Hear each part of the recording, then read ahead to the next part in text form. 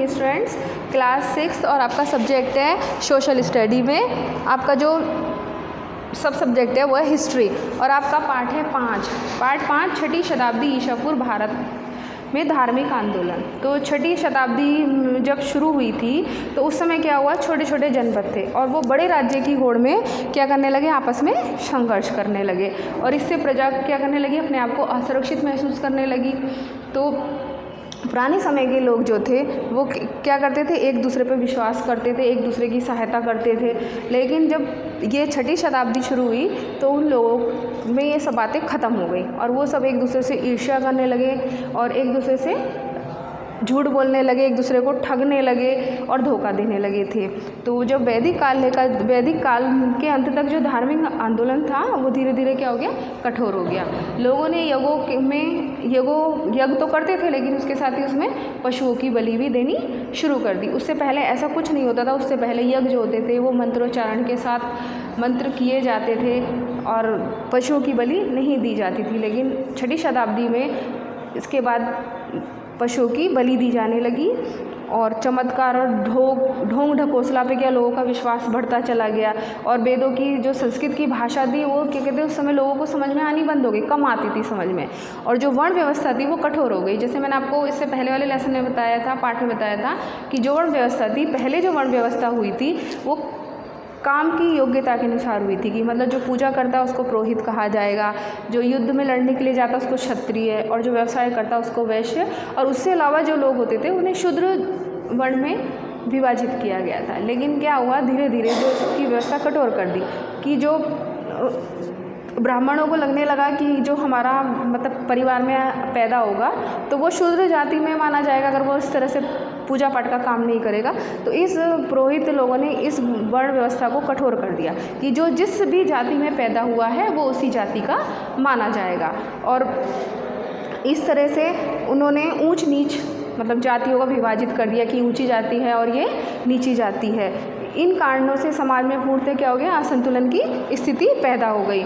और ऐसी बदलती परिस्थितियों में लोगों के विचारों में बड़े बड़े मतलब दिमागों में प्रश्न आने लगे कि मतलब ये सब चीज़ें उनके मन में तरह तरह के सवाल उठने लगे कि यज्ञ क्यों करना चाहिए, क्या चढ़ावा चढ़ाने से मोक्ष प्राप्त होता है, क्या वास्तव में सब कुछ पूर्व निश्चित है, ईश्वर ने तय किया है, ये हम अपनी स्थिति को बदल सकते हैं। तो इन सब प्रश्नों के उत्तर जानने के लिए लोगों ने जंगल में आश्रम बनाकर रहने लगे और उन आश्रमों में तरह तरह के प्रश्नों पर चिंतन मनन करते थे। यहाँ आने वाले लोगों से चर्चा करते थे और अपने पास बैठाकर दूसरों के विचार जानते थे। और जो लोग आश्रम बना करके रहते थे जंगल में उनको ऋषि मुनि कहलाते थे। इन ऋषियों ने बताया मृत्यु के बाद जीवन के बारे में चिंतन कर बताया कि आत्मा और ब्रह्म कभी भी नष्ट नहीं होते। आत्मा क्या होती है, अमर होती है और जो हमारा शरीर है वो नश्वर है, वो ख़त्म हो जाता है, समाप्त हो जाता है। और आत्मा जो है वो बार बार जन्म लेती है और कठोर तपस्या के द्वारा इसका ज्ञान होता है। आत्मा जब ब्रह्म में मिल जाती है तब मानव के संसार के कष्टों से मोक्ष प्राप्त हो जाता है। आत्मा का ज्ञान ही परम ज्ञान है।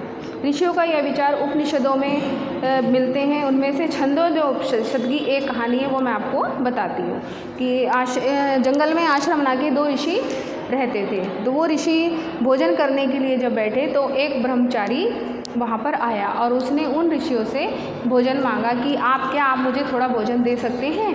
तो उन ऋषियों ने उसको कहा कि हम आपको भोजन नहीं दे सकते। तो ब्रह्मचारी ने उनसे पूछा कि आप मुझे भोजन क्यों नहीं दे सकते हो। तो उन ऋषियों ने कहा कि हम अपने देवता को भोग लगाएंगे इसलिए हम आपको भोजन नहीं दे सकते।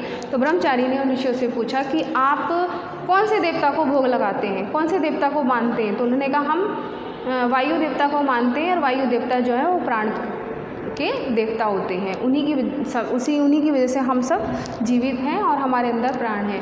तो उस ब्रह्मचारी ने कहा कि हाँ, जो वायु है वो तो पूरे ब्रह्मांड में है, चल में है, अचल में है, दृश्य में अदृश्य सभी में है और मेरे अंदर भी प्राण वायु सभी के अंदर है। तो मैं भी मतलब प्राण वायु मतलब मेरे अंदर भी है, तो आप मुझे भोजन क्यों नहीं दे सकते हैं। जब उन्होंने उसको ये बात समझाई तो उन साधुओं ने उन ब्रह्मचारी को क्या किया, भोजन दे दिया। और ऋषि मुनियों के अलावा इस तरह से उन्हें किसका ज्ञान हो गया, इस प्रकार उन्हें प्राणवायु का ज्ञान हो गया, वास्तविक ज्ञान हो गया।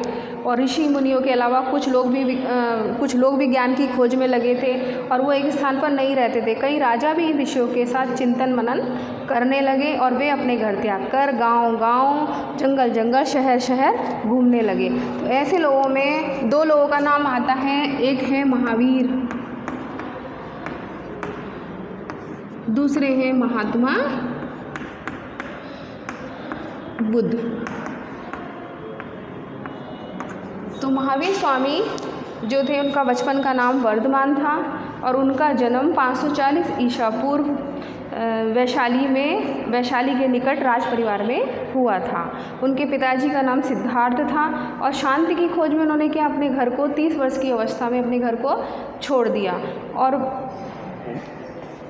उन्होंने अपनी मतलब इंद्रियों पर विजय प्राप्त कर ली, इसीलिए उनको महावीर के नाम से जानते हैं। और मतलब अर्थात विजेता, जिनका मतलब होता है विजेता। और स्वयं ज्ञान प्राप्त करने के लिए मतलब उन्होंने अपने ज्ञान प्राप्त करने के लिए और दूसरों की भलाई के लिए उन्होंने उसको प्राकृत भाषा में किया, मतलब उपदेश दिया। क्योंकि उस समय जो थी, उस समय की जो भाषा यूज़ की जाती थी, उपयोग की जाती, वो प्राकृत भाषा थी। उन्होंने मनुष्य में सबसे बड़ा लक्ष्य क्या है, जन्म मृत्यु के चक्कर में मुक्त होकर कैवल्य को प्राप्त, मतलब कैवल्य होता है मोक्ष को प्राप्त करना होता है। उन्होंने मोक्ष प्राप्त करने का रास्ता बताया और जीवन के विकास के लिए उन्होंने मन वचन कर्म से शुद्ध होकर रहकर 3 बातों को मानने के लिए कहा।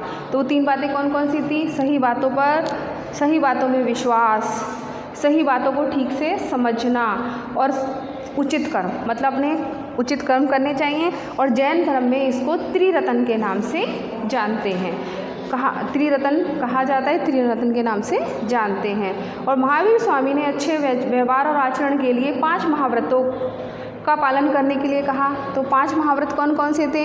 जीवों को न मारना, सच बोलना, चोरी न करना, अनुचित धन न जुटाना और अपनी इंद्रियों को वश में रखना। तो महावीर स्वामी को जब मोक्ष प्राप्त हो गया तो उसके बाद जो जैन धर्म था वो दो संप्रदाय में बट गया। 2 संप्रदाय, एक तो दिगंबर और दूसरा श्वेतांबर। तो श्वेतांबर जो थे वो श्वेत वस्त्र धारण करते थे और दिगंबर निवस्त्र रहते हैं। आज भी मतलब उनके बताए हुए मार्गों पर इस जैन धर्म का पालन करते हैं। इसके बाद हमारे हैं महात्मा बुद्ध। तो महात्मा बुद्ध भी एक राज परिवार से थे। इनके पिताजी का नाम शुद्धोधन था और इनका जन्म 563 ईसा पूर्व कपिलवस्तु के लुम्बिनी नामक स्थान में हुआ था। तो महात्मा बुद्ध के बारे में एक कहानी बताई जाती है कि एक बार महात्मा बुद्ध रथ पर बैठ करके अब बाहर सैर करने के लिए निकले। जब वो बाहर सैर करने के लिए निकले तो उन्होंने एक मतलब वृद्ध आदमी को, जो बहुत बूढ़ा सा था, उसकी कमर झुकी हुई थी, उसके बाल सफ़ेद थे, उन्होंने उसको देखा।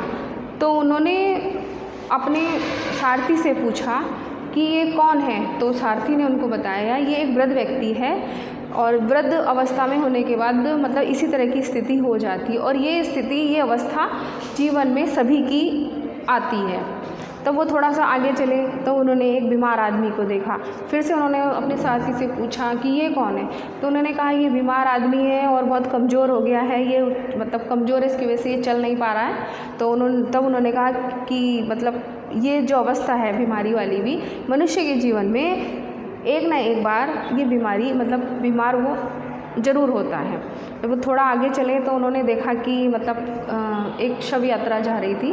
तो उन्होंने पूछा ये क्या है। तो उन्होंने कहा इस व्यक्ति की मृत्यु हो गई है और ये लोग इनको मतलब ले करके जा रहे हैं इनका अंतिम संस्कार करने के लिए। तो और ये अवस्था भी मतलब जो जिस मनुष्य का जन्म हुआ है उस मनुष्य की मृत्यु भी निश्चित है। तो ये मतलब मृत्यु भी अवश्य होगी। तो जब वो अपने राज्य में पहुँचे सब चीज़ों को देखने के बाद तो उनके मन में बहुत सारे प्रश्न उठे। उन प्रश्न को जानने के लिए उन्होंने अपने राज्य को छोड़ दिया। उन्होंने अपने राज्य में अंदर नहीं गए। उन्होंने अपने वस्त्र और आभूषण वगैरह उतार करके अपने सारथी को दे दिए और अपनी पत्नी और पुत्र को छोड़ करके वो ज्ञान प्राप्ति करने के लिए चले गए। तो सच्चे ज्ञान प्राप्ति की खोज में उन्होंने काफ़ी दिनों तक कठिन तपस्या की, परंतु बहुत सा शारीरिक कष्ट भी हो पर उन्होंने इस रास्ते को छोड़ दिया और बहुत दिनों तक वो बिहार प्रांत के गया स्थान पर ऋषियों के साथ पहुँचे, जहाँ पर उन्हें ज्ञान प्राप्त हुआ और उन्होंने मध्यम मार्ग अपनाने की शिक्षा दी, जिसका अर्थ होता है न तो विलासिता और न ही अधिक कठोर तप। और उनके 4 आर्य सत्य, महात्मा बुद्ध ने 4 आर्य सत्य बताए। कौन कौन से? दुख है, दुख का कारण भी है और दुख दूर करने का उपाय भी है, और दुखों को दूर करने का उपाय अष्टांगिक मार्ग है। तो महात्मा बुद्ध ने अष्टांगिक मार्ग बताया, जिनको पूर्ण व्यवहार में मानवता के पूर्ण व्यवहार के नियम हैं। तो सबसे पहला है जीवन को सुचारू रूप से चलाने के लिए सही सोच होना, सही बात और सही कार्य करना, सत्य बोलना, अच्छा कार्य करना, अच्छे कार्य द्वारा जीविका अर्जित करना, मानसिक और नैतिक उन्नति के लिए प्रयास करना, अच्छे व्यवहार पर हमेशा नज़र रखना और ज्ञान प्राप्ति के लिए ध्यान केंद्रित करना। महात्मा बुद्ध ने दुखों का निवारण क्या बताया? निर्वाण कहा गया। और उन्होंने उपदेशों में, मानव सोच में बहुत बड़ा बदलाव, उनकी सोच और उपदेशों से मानव की जो सोच थी उसमें बहुत बड़ा बदलाव आया। उन्होंने अपने उपदेश किस में दिए? उन्होंने पाली भाषा में दिए। महावीर स्वामी के प्राकृत भाषा में थे, क्योंकि उस समय उपयोग में प्राकृत भाषा थी, और जो महात्मा बुद्ध ने दिए वो पाली भाषा में उपदेश दिए। उन्होंने बताया कि व्यक्ति का अच्छा या बुरा होना उसके व्यवहार पर निर्भर करता है, न कि उसकी जाति पर। इन घटनाओं, उनके सदाचरण से आम लोग अति प्रभावित हुए और दूर दूर तक उनके अनुयायी हो गए। 2000 वर्ष बीत जाने के बाद भी महावीर स्वामी और महात्मा बुद्ध के विचारों का अनुकरण हो रहा है और लोग इन चीज़ों को आज भी मानते हैं, क्योंकि इन दोनों के आने से कुछ चीज़ें हुई, कुछ बदलाव आए। जैसे कि उस समय जो भोजन था, शाकाहारी भोजन, मतलब उन्होंने शाकाहारी संस्कृति बताई। लोग जो मांसाहारी थे तो उन्होंने कहा जो शाकाहारी संस्कृति का बढ़ावा मिला, और अहिंसावादी छवि बनी कि लड़ाई झगड़े से कुछ नहीं होता, सभी लोग शांत से आपस में प्रेम से रहें। और ये धर्म जो थे लोकतांत्रिक और उदार थे और संगठित धर्म पर जोर लगाने के कारण, जिसके कारण इन धर्मों का प्रचार प्रसार दूर दूर तक हुआ। संचार साधनों के अभाव होते हुए विदेशी नागरिकों ने इन धर्मों को क्या किया? इन धर्मों को अपनाया, जैसे चीन और दक्षिण पूर्वी एशिया। और इसमें क्या, महिलाओं को भी उच्च स्थान प्राप्त हुआ। और बुद्ध के जन्म से संबंधित जातक और हितोपदेश कहानियों के माध्यम से उपदेशों को सरल भाषा में लोगों तक पहुंचाया। तो महात्मा बुद्ध से जुड़ी एक और कहानी है। जब महात्मा बुद्ध अपनी तपस्या कर रहे थे, तब एक स्त्री उनके पास रोती हुई आई। उसने कहा कि मेरे पुत्र की मृत्यु हो गई है, तो आप मेरे पुत्र को जीवित कर दो। तो महात्मा बुद्ध ने उनसे कहा कि मैं आपके पुत्र को जीवित कर दूंगा, लेकिन आप ऐसे घर से एक मुट्ठी सरसों के दाने लेकर के आओ जहाँ पर किसी की मृत्यु नहीं हुई हो। अब वो स्त्री गांव में गई और सभी घर में उसने जाके सरसों के दाने मांगे, लेकिन कोई भी घर ऐसा नहीं था जिसमें मृत्यु नहीं हुई थी। वो फिर से महात्मा बुद्ध के पास आई और उसने कहा कि महात्मा जी, ऐसा कोई घर नहीं है जहाँ पर मृत्यु नहीं हुई है। तब महात्मा बुद्ध ने उनसे कहा कि जो मृत्यु है वो एक अटल सत्य है। जब आप इतने सब घरों में घूम कर आई हैं, आपको कोई भी घर ऐसा नहीं मिला कि जिसमें मृत्यु नहीं हुई हो, तो मैं इस बालक को जीवित नहीं कर सकता हूँ। ये बालक मोक्ष को प्राप्त हो गया है। धन्यवाद।